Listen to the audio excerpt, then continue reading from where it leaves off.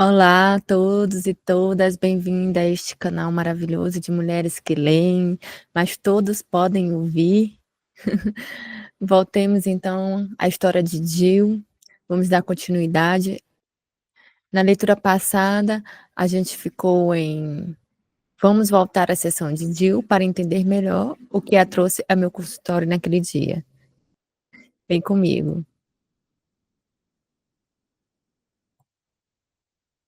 Ela agora estava falando sobre seu pai. Ele era um homem muito teimoso. Jurei que algum dia eu venceria uma discussão com ele. Jill refletiu por um momento, mas nunca venci. Provavelmente foi por isso que eu fui estudar direito. Simplesmente adoro a ideia de discutir um caso e vencer. Ela deu um grande sorriso ao pensar naquilo e depois ficou séria de novo. Sabe o que eu fiz uma vez? Fiz meu pai me dizer que me amava e me dar um abraço.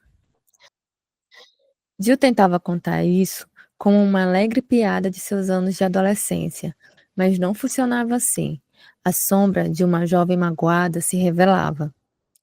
Isso nunca teria acontecido se eu não o tivesse forçado. Mas ele de fato me amava, só não conseguia demonstrar. Nunca fui capaz de dizer isso de novo. Estou realmente feliz por ter o forçado.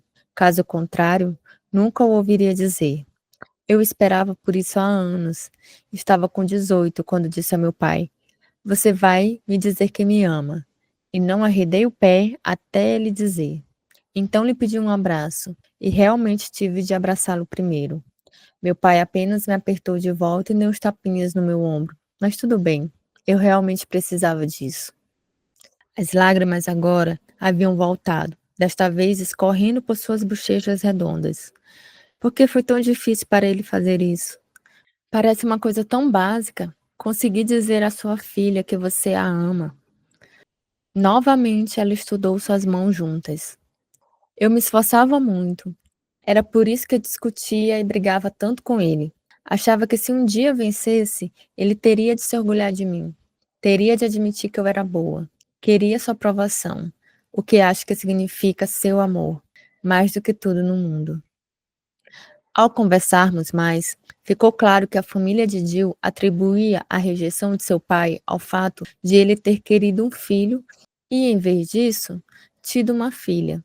Essa explicação superficial de sua frieza em relação à filha era muito mais fácil de ser aceita por todos, inclusive Jill, do que a verdade sobre ele.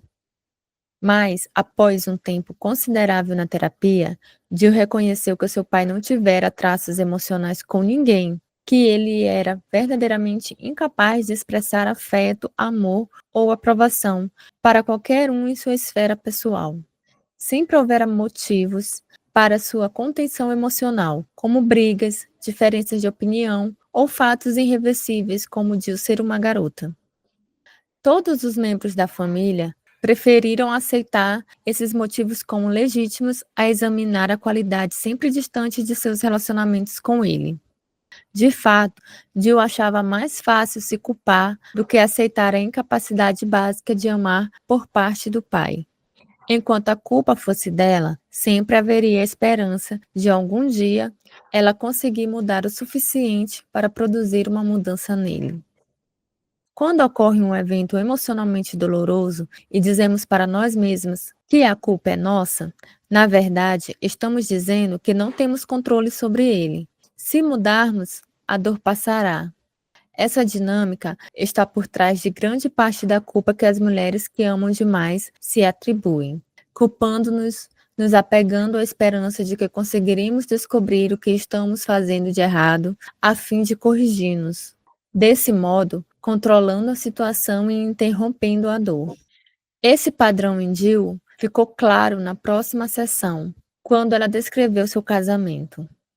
Irresistivelmente atraída por uma pessoa com quem poderia recriar o clima de privação emocional de seus anos de crescimento com seu pai, seu casamento era uma oportunidade de tentar novamente conquistar o amor contido.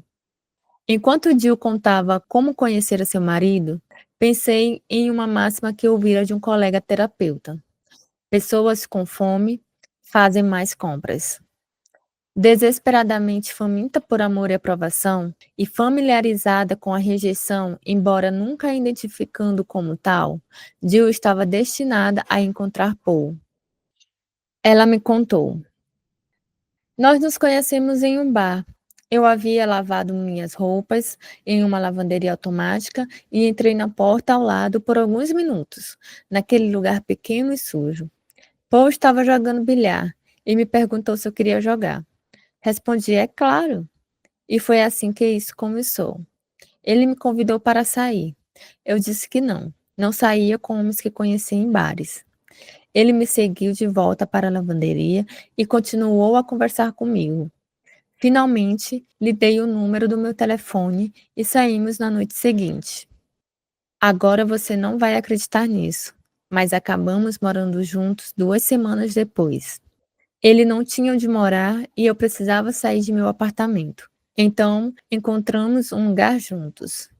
Mas após um ano, minha mãe estava ficando nervosa com o que eu estava fazendo. Por isso nos casamos. Jill estava balançando seus cachos de novo. Apesar deste início casual, logo ela se tornou obcecada. Como Jill crescera tentando consertar tudo o que estava errado, levou naturalmente esse padrão de pensamento e comportamento para o seu casamento. Eu me esforcei muito, quero dizer. Realmente o amava e estava determinada a fazê-lo retribuir meu amor. Seria a esposa perfeita. Cozinhava e limpava como louca e também tentava estudar. Durante grande parte do tempo, ele não trabalhou.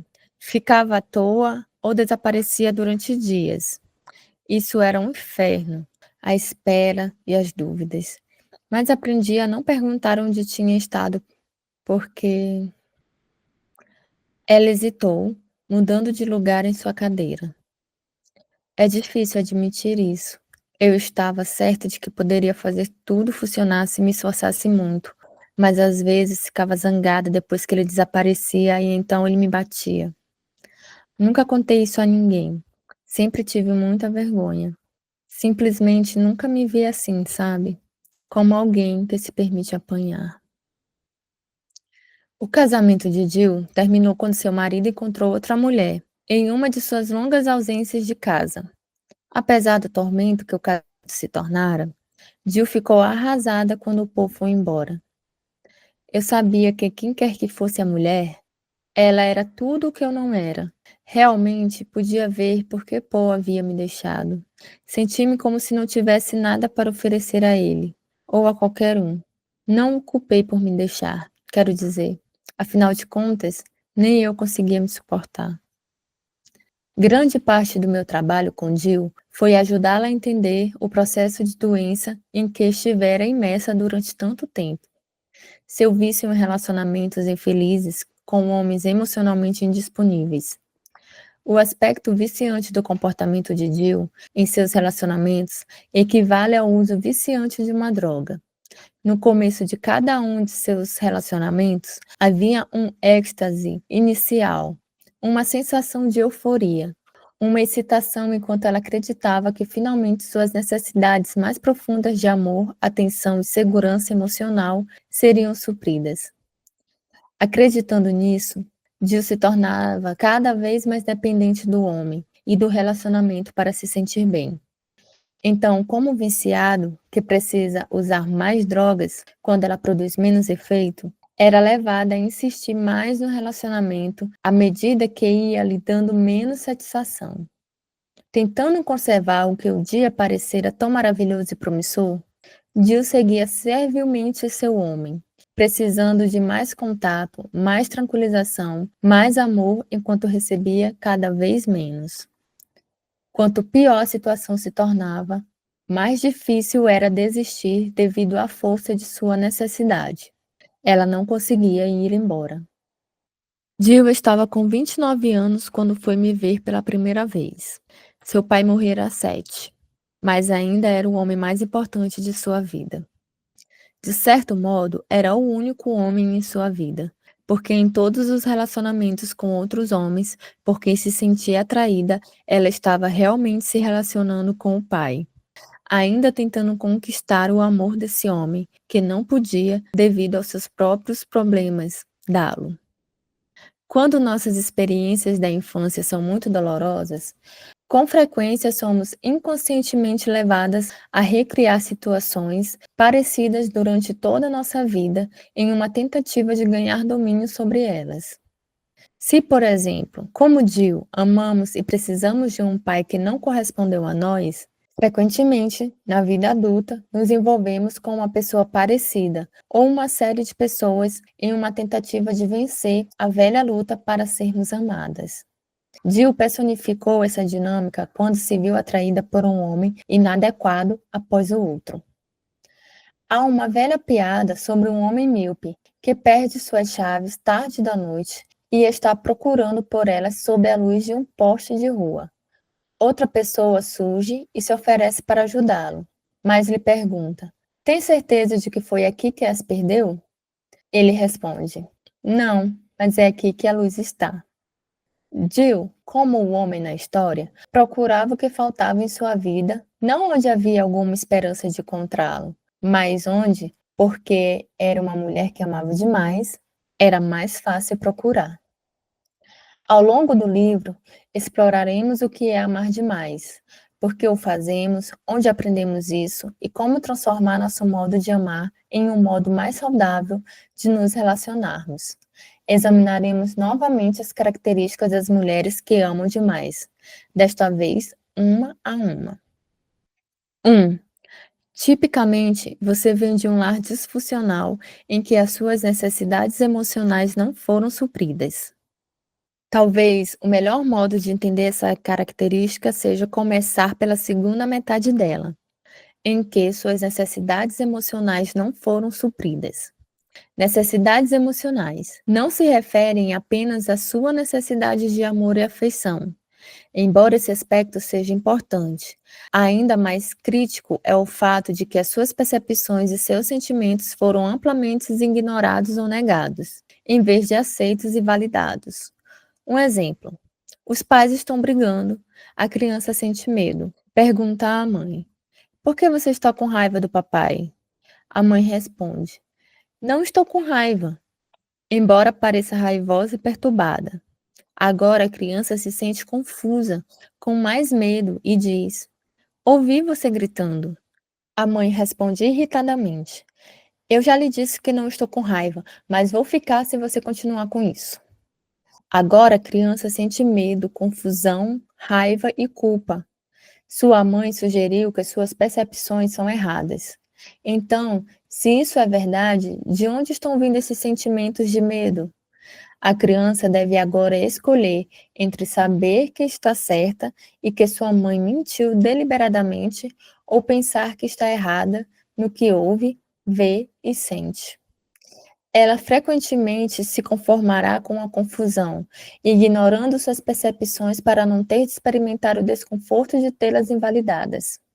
Isso reduz a capacidade da criança de confiar em si mesma e em suas percepções, tanto na infância quanto mais tarde na vida adulta, especialmente nos relacionamentos íntimos. As necessidades de afeição também podem ser negadas ou insuficientemente supridas.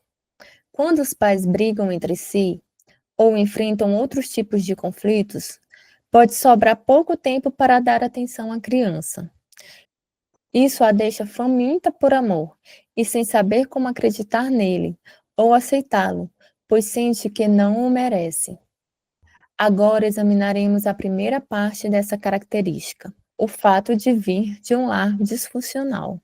Lares disfuncionais são aqueles onde ocorrem uma ou mais das situações a seguir: abuso de álcool e ou de outras drogas, prescritas ou ilícitas, comportamento compulsivo como comer, trabalhar, limpar, jogar, gastar, fazer dieta e se exercitar compulsivamente. Esses são comportamentos viciantes, assim como processos doentios progressivos. Entre muitos outros efeitos nocivos, realmente interrompem e impedem o contato honesto e íntimo em uma família. Violência física contra cônjuge e ou filhos. comportamento sexual inadequado por parte de um dos pais em relação à criança, variando de sedução a incesto, discussões e tensões constantes, longos períodos de tempo em que os pais se recusam a falar um com o outro, pais com atitudes ou valores conflitantes ou que exibem comportamentos contraditórios e competem pela lealdade dos filhos, pais competitivos um com o outro ou com os filhos. Um dos pais não consegue se relacionar com os outros membros da família e efetivamente os evita, ao mesmo tempo culpando-os por essa evitação. Extrema rigidez em relação a dinheiro, religião, trabalho, uso do tempo, manifestações de afeição, sexo, televisão, serviço doméstico, esporte, política e assim por diante. Obsessão por qualquer uma dessas coisas pode impedir contato e intimidade, porque a ênfase não está em se relacionar, mas em seguir as regras. Se um dos pais exibe algum desses tipos de comportamentos e obsessões, isso é danoso para a criança. Se ambos os pais realizam essas práticas doentias, os resultados podem ser ainda mais prejudiciais. Frequentemente, os pais apresentam tipos de patologias complementares. Por exemplo, um alcoólatra e uma pessoa com compulsão alimentar frequentemente se casarão, e então um lutará para controlar o vício do outro.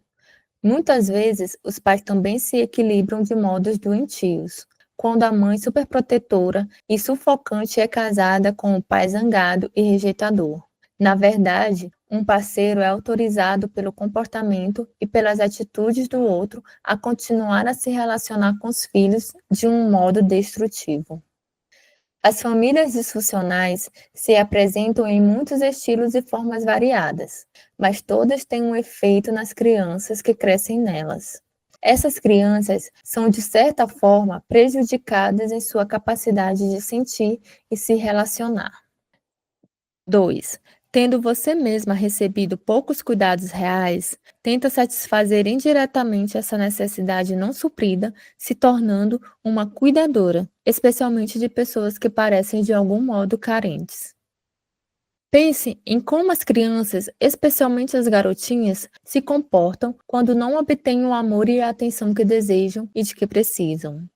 Enquanto um garotinho pode ficar zangado e apresentar um comportamento destrutivo e de briga, com frequência uma garotinha volta sua atenção para a boneca favorita, embalando-a e acalentando-a, e em algum nível se identificando com ela. Essa garotinha faz um esforço indireto para receber o cuidado de que precisa. Na idade adulta, as mulheres que amam demais fazem a mesma coisa, talvez apenas um pouco mais sutilmente. Em geral, nós nos tornamos cuidadoras na maioria das áreas de nossas vidas, se não em todas. As mulheres de lares disfuncionais, e especialmente, como observei, de lares de alcoólatras, estão muito presentes nas profissões voltadas para a ajuda, trabalhando como enfermeiras, conselheiras, terapeutas e assistentes sociais. Somos atraídas pelos necessitados, nos identificando compassivamente com seu sofrimento e tentando diminuí-lo para aliviar o nosso. Faz sentido nos sentirmos mais fortemente atraídas por pessoas que parecem carentes, se entendemos que nosso próprio desejo de sermos amadas e ajudadas está na origem dessa atração. Não precisam ser pobres ou doentes para nos atrair. Talvez o outro seja incapaz de se relacionar bem com as pessoas de sua vida e demonstrar afeto, mostrando-se frio, teimoso, egoísta, mal-humorado ou melancólico. Talvez seja um pouco selvagem, irresponsável, incapaz de assumir um compromisso ou de ser fiel. Ou talvez nos diga que nunca conseguiu amar ninguém. Dependendo de nosso passado, reagiremos a diferentes tipos de carência, mas reagiremos com a convicção de que essa pessoa precisa de nossa ajuda, compaixão e sabedoria para melhorar de vida. 3. Como você nunca conseguiu transformar seus pais nas pessoas cuidadoras, afetuosas e amorosas que desejava, reage profundamente ao tipo familiar de pessoa emocionalmente indisponível que pode novamente tentar mudar por meio de seu amor. Talvez sua luta tenha sido com um de seus pais, talvez com ambos. Mas, independentemente do que estava errado, faltando ou do que era doloroso no passado, é isso que você está tentando produzir no presente. Agora começa a ficar claro que algo muito doentio e autodestrutivo está acontecendo. Seria bom se todas nós levássemos nossa solidariedade, compaixão e compreensão para os relacionamentos com pessoas saudáveis, com quem tivéssemos alguma esperança de ver nossas necessidades supridas. Mas não nos sentimos atraídas por pessoas saudáveis que podem nos dar o que precisamos. Nós a achamos entediantes. Sentimos-nos atraídas por homens ou mulheres que produzem a luta que enfrentamos com nossos pais, quando tentávamos ser suficientemente boas, amorosas, valiosas, úteis e inteligentes para conquistar o amor, a atenção e a aprovação daqueles que não podiam nos dar o que precisávamos devido aos seus próprios problemas e preocupações. Agora, operamos como se o amor, a atenção e a aprovação não contassem, a menos que conseguíssemos extraí-los de alguém também incapaz de dá-los prontamente para nós, devido aos seus próprios problemas e suas preocupações. 4. Com pavor do abandono, você fará tudo para impedir que um relacionamento termine. Abandono é uma palavra muito forte, implica em sermos deixadas, possivelmente para morrer, porque podemos não conseguir sobreviver sozinhas. Há abandono literal e abandono emocional.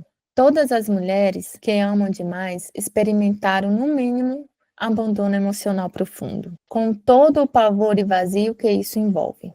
Como adultas, sermos deixadas por uma pessoa que representa de tantos modos as pessoas que primeiro nos abandonaram é algo que traz de volta todo o pavor que havíamos sentido. É claro que faremos tudo para não nos sentirmos assim novamente, o que leva à próxima característica. 5. Quase nada é incômodo demais, toma tempo demais ou é caro demais se ajuda a pessoa com quem você está envolvida. A teoria por trás de toda essa ajuda é que, se isso funcionar, a pessoa se tornará tudo o que você deseja e precisa que ela seja, o que significa que você vencerá aquela luta para conquistar o que quis tanto e por tanto tempo. Assim, embora frequentemente sejamos frugais e até mesmo desinteressadas por nós mesmas, não medimos esforços para ajudá-la. Alguns de nossos esforços incluem comprar-lhe roupas para melhorar a autoimagem dela, encontrar um terapeuta para ela e implorar-lhe para que vá, financiar hobbies caros para ajudá-la a usar melhor o tempo dela, realizar deslocamentos geográficos inconvenientes porque ela não está feliz aqui, dar-lhe metade dos bens ou todos para que ela não se sinta inferior a nós, fornecer-lhe um lugar para viver para que ela possa se sentir segura, permitir-lhe abusar de nós emocionalmente, porque ela nunca pôde exprimir esses sentimentos antes. Encontrar um emprego para ela. Essa é apenas uma lista parcial dos modos como tentamos ajudar. Raramente questionamos a conveniência de nossos atos em relação aos interesses da pessoa. Na verdade, gastamos muito tempo e energia tentando pensar em novas abordagens que poderiam dar mais certo do que as que já tentamos. 6. Acostumada com a falta de amor nos relacionamentos pessoais, você está disposta a esperar, ter esperança e tentar agradar mais. Se outra pessoa com um tipo diferente de história se visse em nossa situação, poderia dizer: Isso é horrível, não vou mais continuar a fazê-lo. Mas nós presumimos que se isso não está funcionando e não estamos felizes, é porque de algum modo ainda não fizemos o bastante. Vemos cada nuance do comportamento da pessoa a qual nos relacionamos como talvez um sinal de que finalmente está mudando. Vivemos na esperança de que amanhã será diferente. Na verdade, esperar que ela mude é mais confortável do que mudarmos a nós mesmos e nossa vida. 7. Você está disposta a assumir muito mais de 50% da responsabilidade e da culpa em qualquer relacionamento. Frequentemente, aquelas de nós que vêm de lares disfuncionais tiveram pais irresponsáveis, infantis e fracos. Nós crescemos rápido e nos tornamos pseudo-adultas muito antes de estarmos preparadas para os fardos que os papéis carregavam. Mas também ficamos satisfeitas com o poder que nos era conferido por nossas famílias e pelos outros. Agora, como adultas, acreditamos que cabe a nós fazer os relacionamentos darem certo. E frequentemente nos associamos a parceiros ou parceiras irresponsáveis e acusadores que contribuem para a nossa sensação de que tudo realmente é responsabilidade nossa. Somos especialistas em carregar o fardo. 8. Sua autoestima é criticamente baixa e, no fundo, você não acredita que merece ser feliz. Em vez disso, acredita que deve conquistar o direito de aproveitar a vida.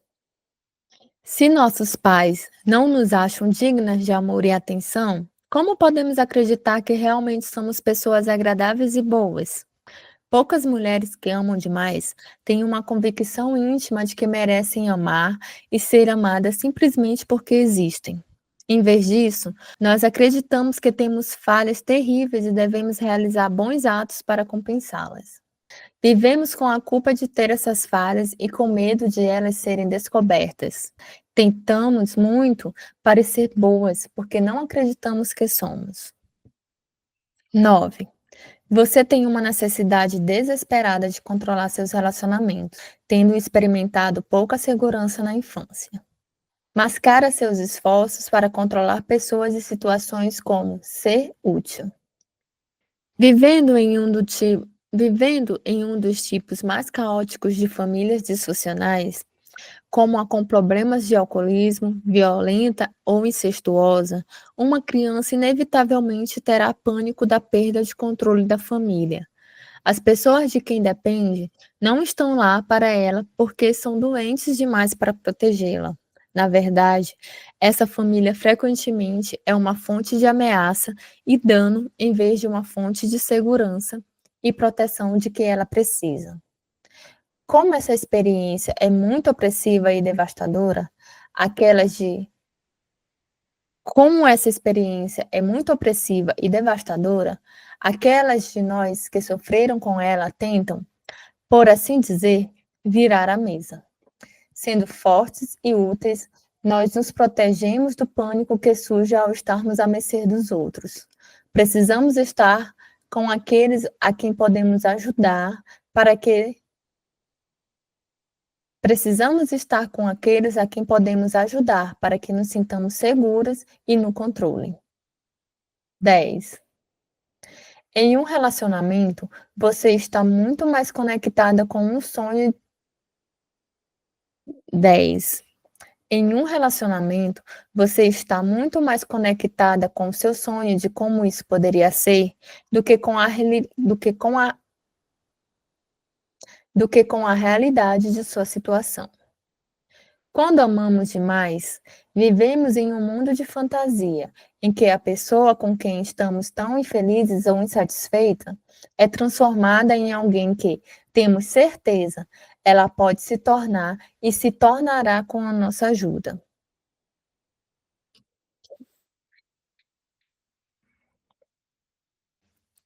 Quando amamos demais, vivemos em um mundo de fantasia, em que a pessoa com quem estamos tão infelizes ou insatisfeita é transformada em alguém que, temos certeza, ela pode se tornar e se tornará com nossa ajuda. Como sabemos quase nada sobre ser feliz em um relacionamento e somos tão pouco experientes em termos alguém que supra nossas necessidades emocionais, esse mundo de sonho é o mais perto que ousamos chegar daquilo que queremos. Se já tivéssemos pretendentes que fossem tudo aquilo que queríamos, para que precisariam de nós? E todo esse talento e compulsão para ajudar, não teria nenhum lugar para operar. Grande parte de nossa identidade ficaria sem trabalho. Por isso, escolhemos alguém que não é o que queremos e continuamos a sonhar. 11. Você é viciada em relacionamentos e em dor emocional.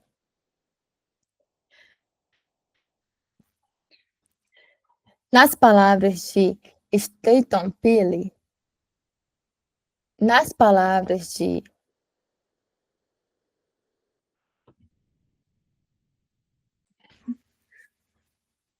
nas palavras de Staton Pille, autor de Love and the Action, experiência viciante é aquela que absorve a consciência da pessoa e como ocorre com os analgésicos,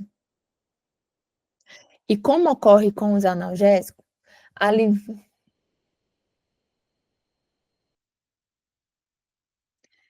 e como ocorre com os analgésicos, alivia a sensação de ansiedade e dor.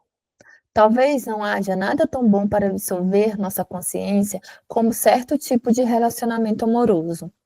O relacionamento viciante é caracterizado por um desejo da presença tranquilizadora de outra pessoa.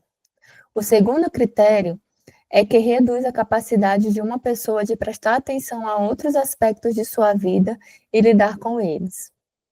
Usamos nossa obsessão pelas pessoas que amamos para evitar a dor, o vazio, o medo e a raiva.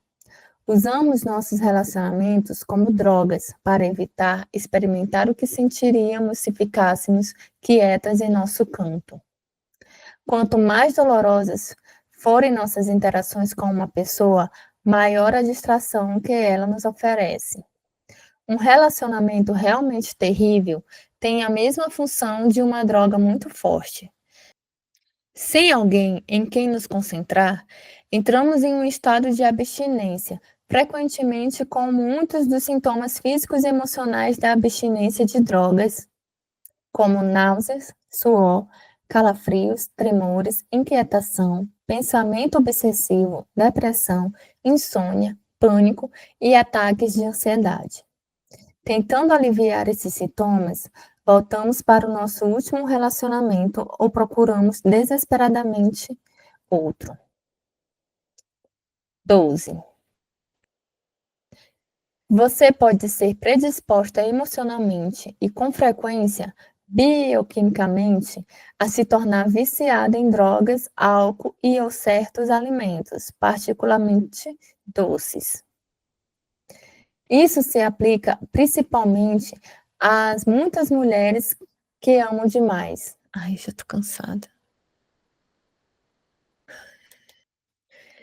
Isso se aplica principalmente às muitas mulheres que amam demais que são filhas de viciados em drogas. Todas as mulheres que amam demais carregam a bagagem emocional de experiências que poderiam levá-las ao abuso de substâncias alter-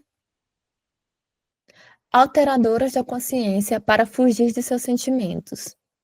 Mas filhos de mais filhos de mais filhos de pais viciados também tendem a ter uma predisposição genética a desenvolver seus próprios vícios. O fato de o açúcar refinado ter uma estrutura molecular quase idêntica à do álcool etílico pode ser um motivo de tantas filhas de alcoólatras se viciarem em doces e os consumirem compulsivamente. O açúcar refinado não é um alimento, mas uma droga. Não tem nenhum valor nutritivo, só calorias vazias. Pode alterar muito a química cerebral e é uma substância altamente viciante para muitas pessoas. 13. Ao ser atraída por uma pessoa com problemas que precisam ser resolvidos, ou enredada em situações caóticas, incertas e emocionalmente dolorosas, você evita responsabilizar-se por si mesma. Embora sejamos ótimas em intuir o que a outra pessoa sente ou em descobrir o que ela precisa ou deveria fazer, não estamos em contato com nossos sentimentos e somos incapazes de tomar decisões sábias sobre aspectos importantes de nossa vida.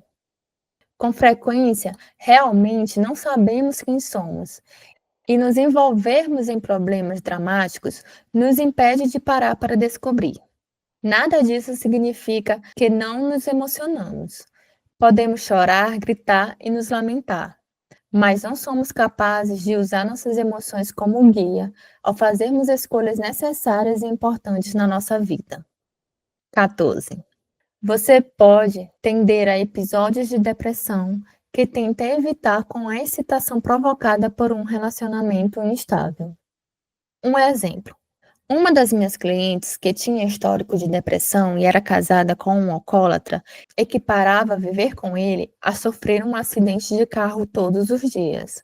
Os terríveis altos e baixos, as surpresas e manobras, a imprevisibilidade e instabilidade do relacionamento produziam um choque cumulativo, constante e diário em seu sistema.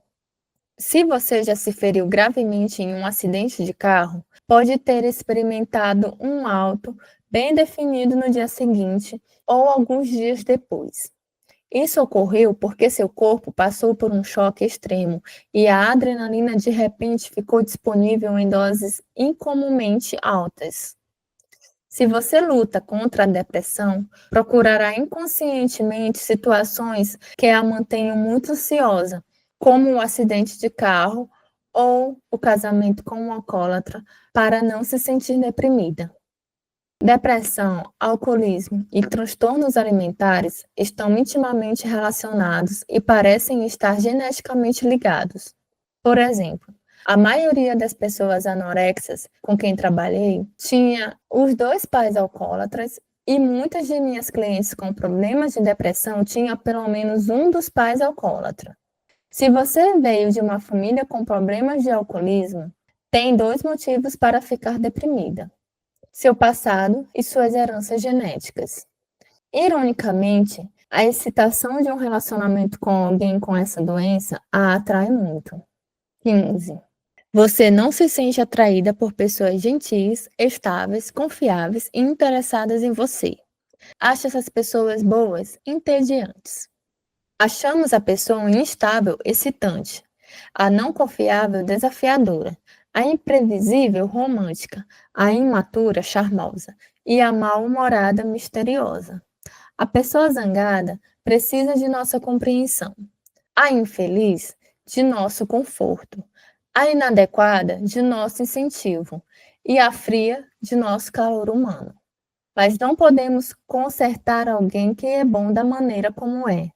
E se ele for gentil, atencioso conosco, não poderemos sofrer. Infelizmente, se não podemos amar demais alguém em geral, não podemos amá-lo de forma alguma. Nos capítulos a seguir, cada uma das mulheres que você conhecerá tem, como Jill, uma história para contar sobre amar demais. Seus relatos podem ajudá-la a entender melhor os padrões de sua própria vida. Então, você também será capaz de usar as ferramentas apresentadas no final do livro para transformar esses padrões em uma nova configuração de autorrealização, amor e alegria. Isso é o que eu desejo para você. E então, gostaram da leitura? Comente aqui embaixo o que você achou, se identificou com o tema do livro, se já conhecia essa literatura. Por favor, gostaria de te conhecer. Se você gostou da leitura, dê o seu joinha e não deixe de se inscrever neste canal. Gente, é sério, não deixe de se inscrever neste canal para não perder nenhum capítulo deste livro que será disponibilizado aqui neste canal toda semana.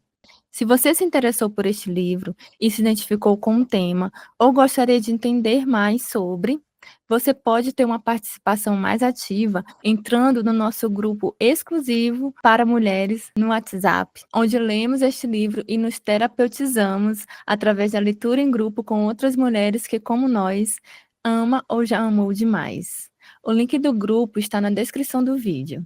Muito obrigada por ter ficado até aqui e até o próximo capítulo.